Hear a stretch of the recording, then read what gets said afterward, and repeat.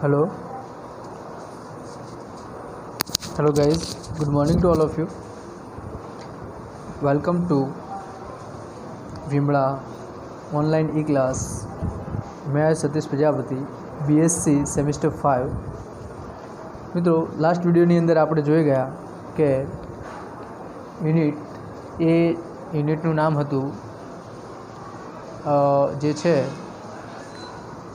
એ છે the astrologers day written by R K Narayan એમના દ્વારા જે એક પ્રકાશિત કરવામાં આવેલું છે અને એના પછીનું જે આપણું યુનિટ જે છે એ છે vanishing animal.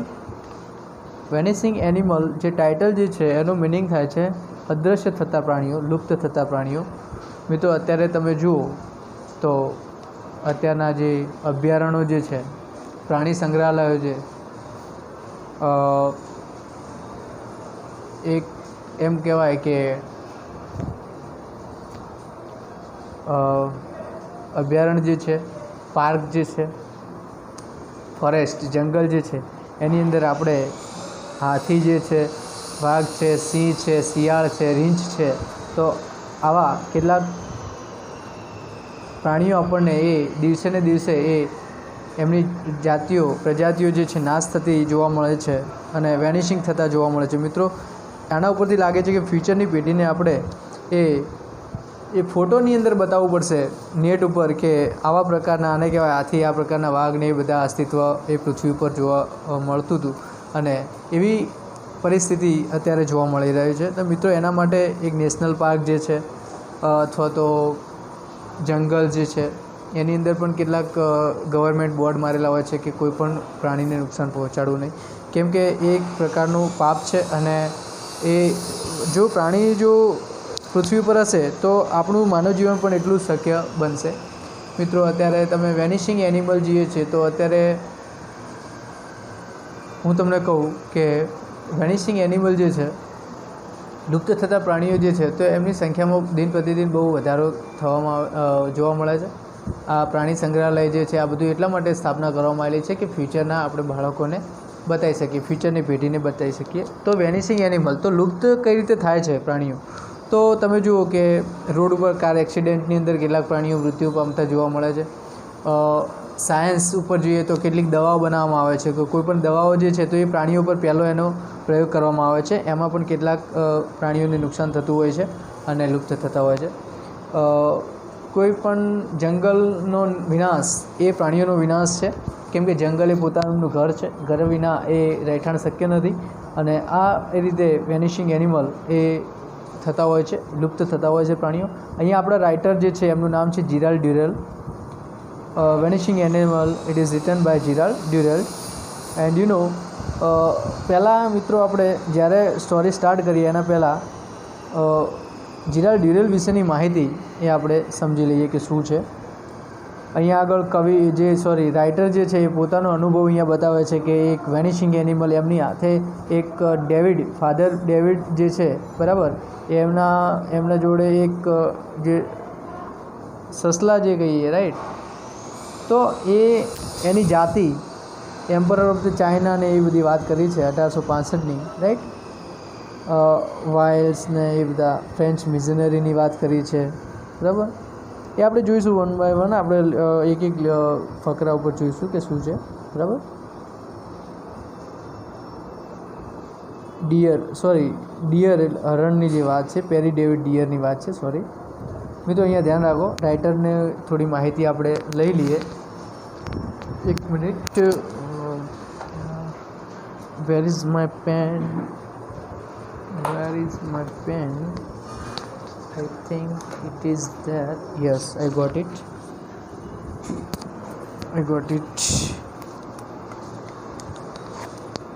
Pay attention here.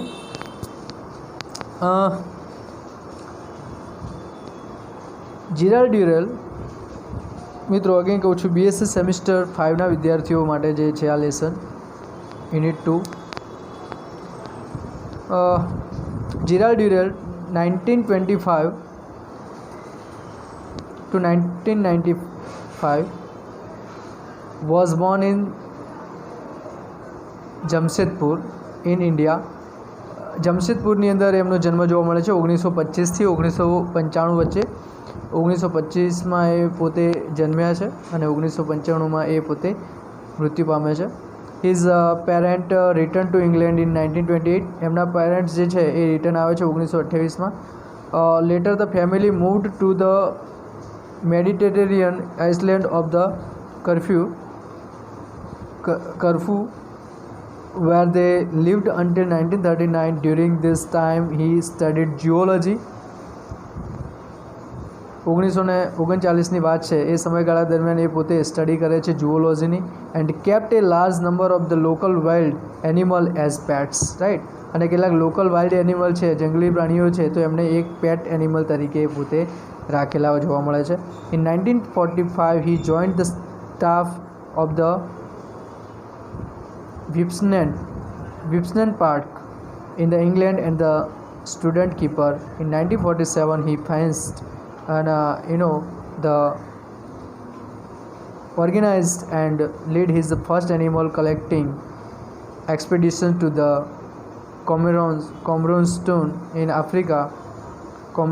Africa.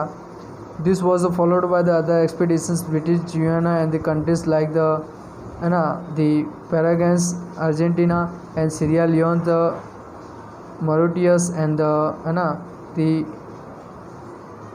Madagascar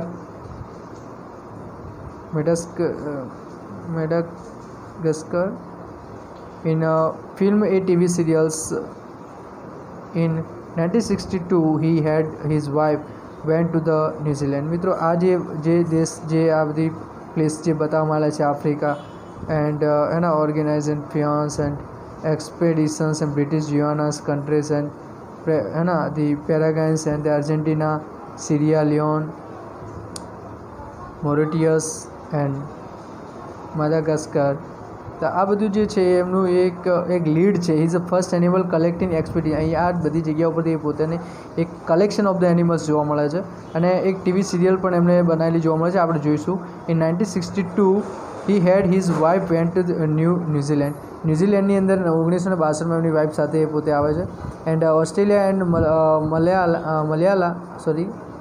Malaya to film a TV serial. અને ટીવી સિરિયલ જે છે એ છે two in the bush. In 1959 he founded the Jersey Zoology Park to save wild animal from the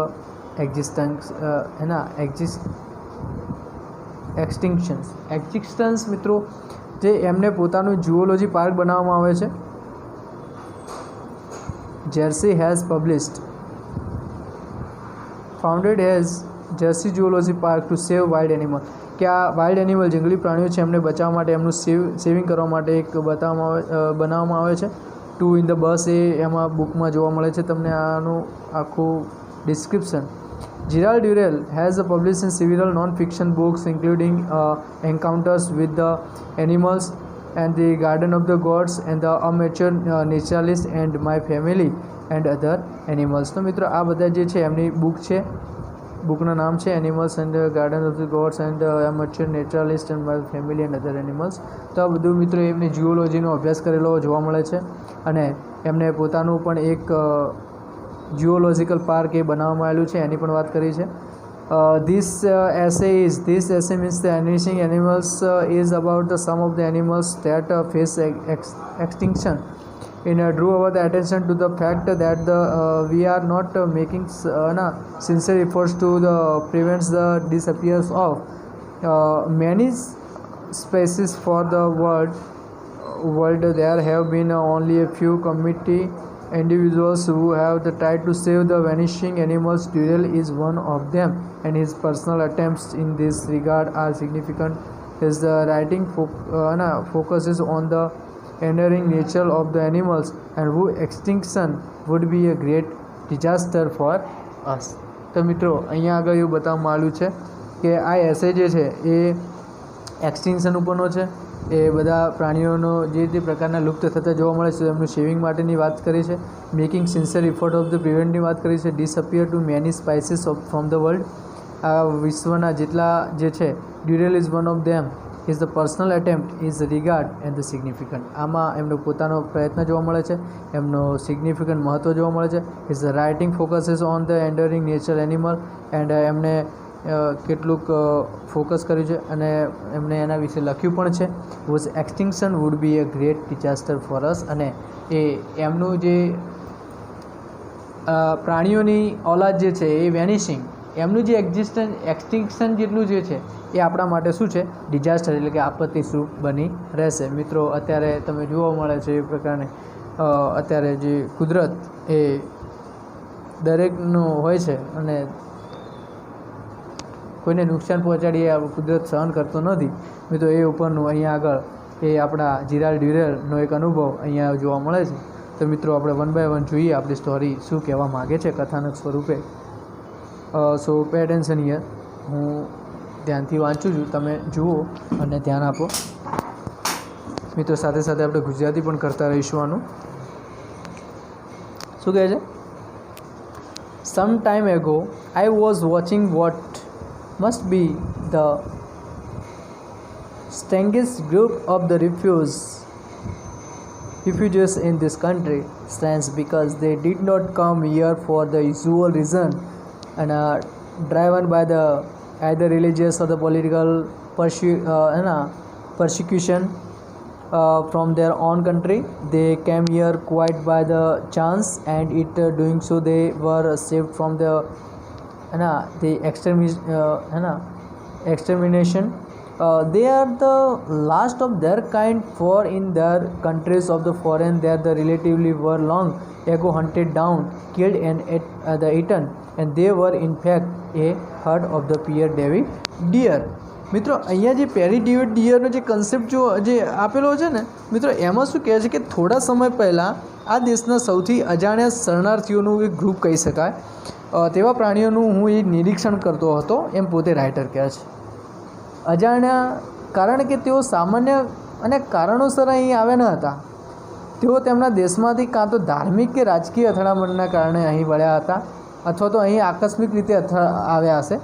તેમ કરવામાં તેઓ એ સંહારમાંથી બચી ગયા અને તેઓ તે પ્રકારના છેલ્લા હતા કારણ કે તેઓ તેમના મૂળ દેશના તેમના સાથીદારો પણ ઘણા સમય પહેલાં એ શિકારનો ભોગ બન્યા છે, અણાયા છે, ખોવાઈ ગયા છે અને એ હકીકતમાં પણ પેરી ડેવિડ ડિયર એ પોતે જોવા મળે છે. તો અહીંયા આગળ એક જાત બતાવવામાં આવી છે હરણની, કે એનું પેરી ડેવિડ ડિયર એ ઘણા કેટલાક પ્રાણીઓ આવેલા જોવા મળે છે અહીંયા આગળ રાજકીય અથડામણના કારણે આકસ્મિક રીતે, અને ત્યાં આગળ એમનું વેનિશિંગ, એમનું કેટલું લુપ્તપણું જોવા મળે છે અને એમના સાથીદારો ઘણા જે જોવા મળે છે, એમના સાથીદારો શિકારનો ભોગ બનેલા જોવા મળે છે, ખોવાઈ ગયેલા જોવા મળે છે અને હકીકતમાં એ પેરી ડેવિડ ડિયર હતા. એ કોણ હતું? પેરી ડેવિડ ડિયર હતા.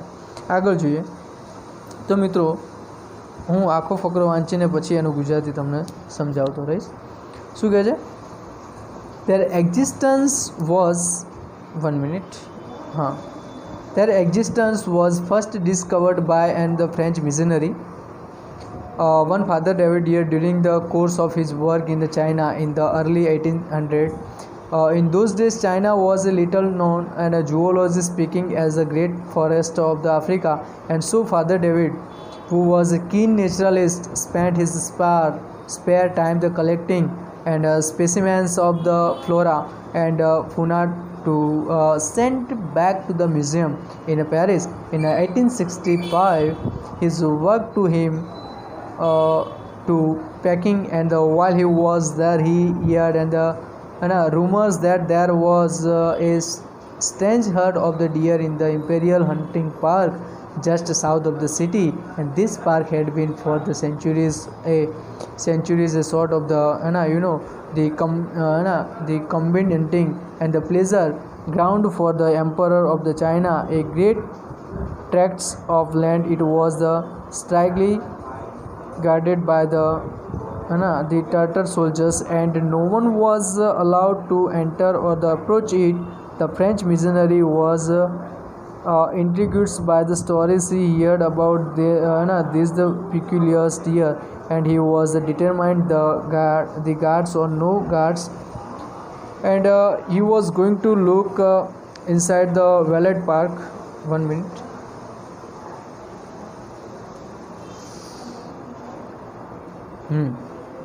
Valet Park and tried to see the animals for the animals. One day he got his opportunity and was soon the laying up on top of the wall and looking down into the forbidden the park and the watching the various game animals fighting among the trees below him. Among them was the large eared of the deer, and the father David realized that he was looking at an animal he had never seen before and one which was very probably new to science.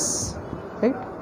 અહીંયા આગળ એવું કહેવામાં આવે છે મિત્રો કે તેમના અસ્તિત્વની જે પ્રથમ શોધ ફ્રેન્ચ ધર્મ સંસ્થાનના ફાધર ડેવિડ દ્વારા 18મી સદીના તેમના ચીનના કાર્યકાળ દરમિયાન એ જોવા મળે છે.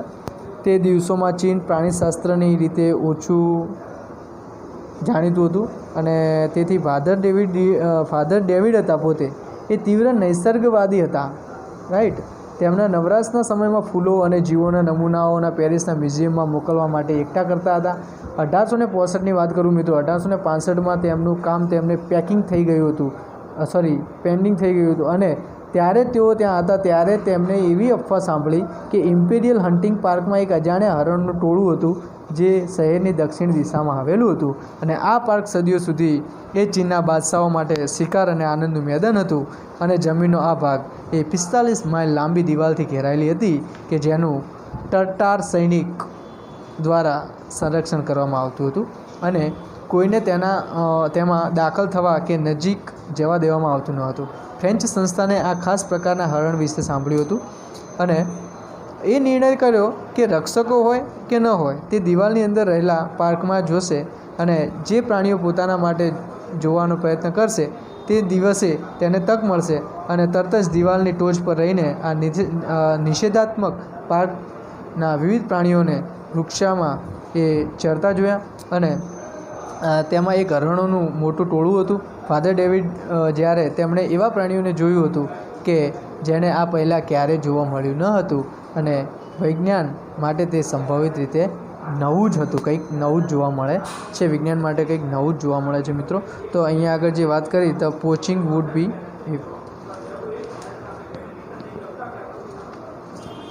આગળ જે જોઈએ મિત્રો કે ફાધર ડેવિડ જે હતા ડેવિડ ડિયર એ પોતે અહીંયા આગળ એક શું કહે છે they were caught and so in spite of the missionary planning they refused to so sell him the skin and the deer they killed in the indeed anything that might be the evidence of their crime. However, Father David did not give up hope and after a considerable time he was successful. Give up hope and after the considerable time he was successful.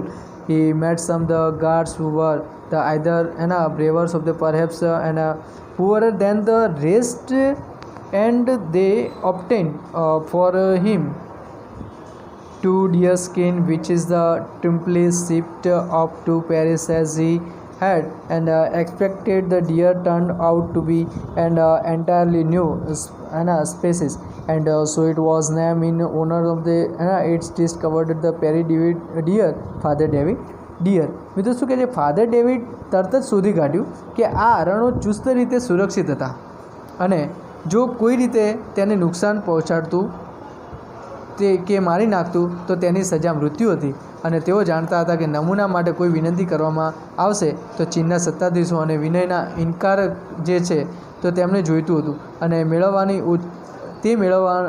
મેળવવા માટે ઓછી કાનૂની એ રીતે અજમાવી અને તેણે શોધ્યું કે ટર્ટર સૈનિકો પ્રસંગોપાત પોતાના આહાર હરણોમાંના માંસ વડે એ સુધારતા અને તેઓ સારી રીતે જાણતા હતા અને તેઓ પકડાઈ જશે હરણને મારવાની શિક્ષા શું હતી તે સંસ્થાનની દલીલો હોવા છતાં તેનું ચામડું અને શિંગડા અથવા તેઓ કોઈ વસ્તુ કે તેમની ગુનાની સાબિતી બને તે વેચવાનો ઇનકાર કરતા અને તેમ છતાં ફાધર ડેવિડ એ આશા ન છોડી. લાંબા સમય બાદ તેઓ સફળ થયા અને તેઓ એવા રક્ષકોને મળ્યા કે જેઓ કાં તો બીજાઓ કરતાં વધુ બહાદુર હોય કે વધુ ગરીબ હતા અને તેમણે 2 હરણોના ચામડા એ મેળવી આપ્યા છે અને જેણે તેમણે વિજય સાથે પેરિસ મોકલી આપ્યા અને તેમણે અપેક્ષા રાખી હતી કે આ મુજબ હરણ એક નવી જાત હતી અને તેનું નામ તેના શોધક Pere David deer, father David deer રાખવામાં આવેલું હતું. તો મિત્રો આ ફકરાની અંદર આપણને એ જાણવા મળ્યું કે એનું કોના દ્વારા એની શોધ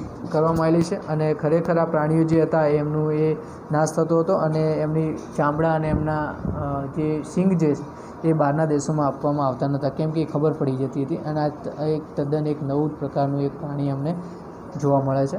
આગળ જોઈએ શું કહેવામાં આવે છે. આગળ શું કહે છે જોઈએ.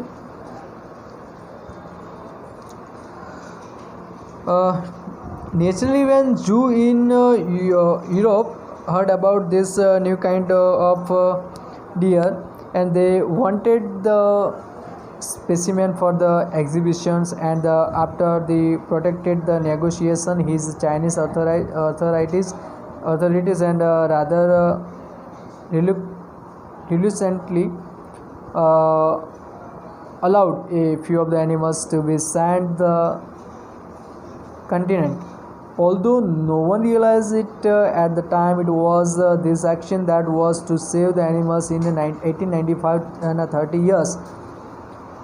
After the Peregrine deers first become known to the world, and there were the great floods around the Peking, the Hunho River, and overflow, and its bank caused havoc in the countryside, and destroying the crops and bringing the population to the near the starvations. The water also undermines the Great Wall around and the Imperial Hunting Park. Parts of its collapsed through their gaps, and the heart of the Peregrine David deers gaps into the surrounding the countryside, where they were quickly killed and eaten by the hungry peasants. So the deer perished in the China, and the only ones left were the handful of live specimen in the various zoo in the Europe. મિત્રો આગળ શું કહે છે કે એમ કહે છે કે સ્વાભાવિક રીતે યુરોપના પ્રાણી સંગ્રહાલયો જે છે એ જ્યારે આ નવા પ્રકારના હરણ વિશે સાંભળ્યું ત્યારે તેઓ એ પ્રદર્શન માટે તેમના નમૂના ઈચ્છતા હતા. અને સુરક્ષિત વાર્તાલાપ પછી એ ચીનની સત્તાધીશો થોડાક પ્રાણીઓ આ ખંડમાં આપવા માટે અનિચ્છાએ તૈયાર થયા.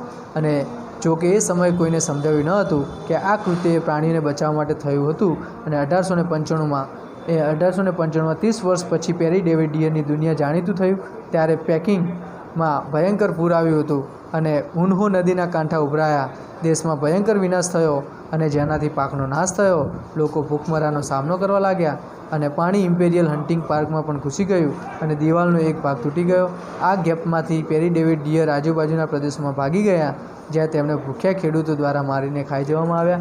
અને ચીનમાં હરણોનો નાશ થયો અને માત્ર યુરોપના જ પ્રાણીઓના સંગ્રહાલયોમાં થોડાક બચ્યા છે. યુરોપના પ્રાણીઓમાં વેરિયસ જોઈને યુરોપ ધ સ્પેસિમેન, બરાબર, કે થોડા જ એ live specimen in the various zoo in the Europe.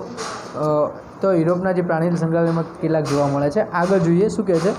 Shortly before this, the disaster overtook the deer in China. A small herd of them, and they arrived in England, and the present Duke of the Bedford's father had on his the estate at Wombers and the Bedfordshire a wonderful collection of the rare animal, and he had been the most anxious to try to establish a herd of this the new Chinese deer, and there he brought as many specimen as that he could from the Continental Zoo, and 18 in all. The release them in his park to the deer. This must have the same like from home, and for they settled down wonderfully and soon started to bear. Today the herd that started with 18 now numbers over the hundreds and 50 animals, and only herd the Pierre David deers in the world. શું કહે છે. આ આફતના થોડા સમય પહેલાં એક નાનું ટોળું ઇંગ્લેન્ડ આવ્યું એમ જોવા મળે છે. બેડફોર્ડના પિતા તે સમયના બેડફોર્ડશાયર ડ્યુક હતા. તેમની પાસે પ્રાણીનો અદ્ભુત ખજાનો જોવા મળે છે અને આ રીતે ચીની હરણોને ત્યાં પ્રસ્થાપિત કરવા આતુરતા તેમણે કોન્ટિનેન્ટલ પ્રાણી સંગ્રહાલયમાંથી શક્ય તેટલા લગભગ 18 જેટલા નમૂનાઓ ત્યાં લાવ્યા અને તેમને પાર્કમાં છોડ્યા અને હરણોને આ પોતાના ઘર જેવું લાગ્યું, કારણ કે ત્યાં અદ્ભુત રીતે સ્થિર થયા અને તરત જ સંવર્ધન શરૂ થયું. અને આજે તે ટોળું 18થી શરૂ થયું હતું અને ત્યારે 150 એટલે 150ની સંખ્યાએ પહોંચ્યું છે, જે માત્ર દુનિયામાં પેરી ડેવિડ ડિયર તરીકે બચ્યા છે મિત્રો. હે ને, સેવ વિથ પેરી ડેવિડ ડિયર શું કહે છે. તો મિત્રો આટલા સુધી રાખીએ છીએ અને આગળનું આપણે નેક્સ્ટ વિડીયોમાં જોઈશું, કન્ટિન્યુ રાખીશું. Thank you.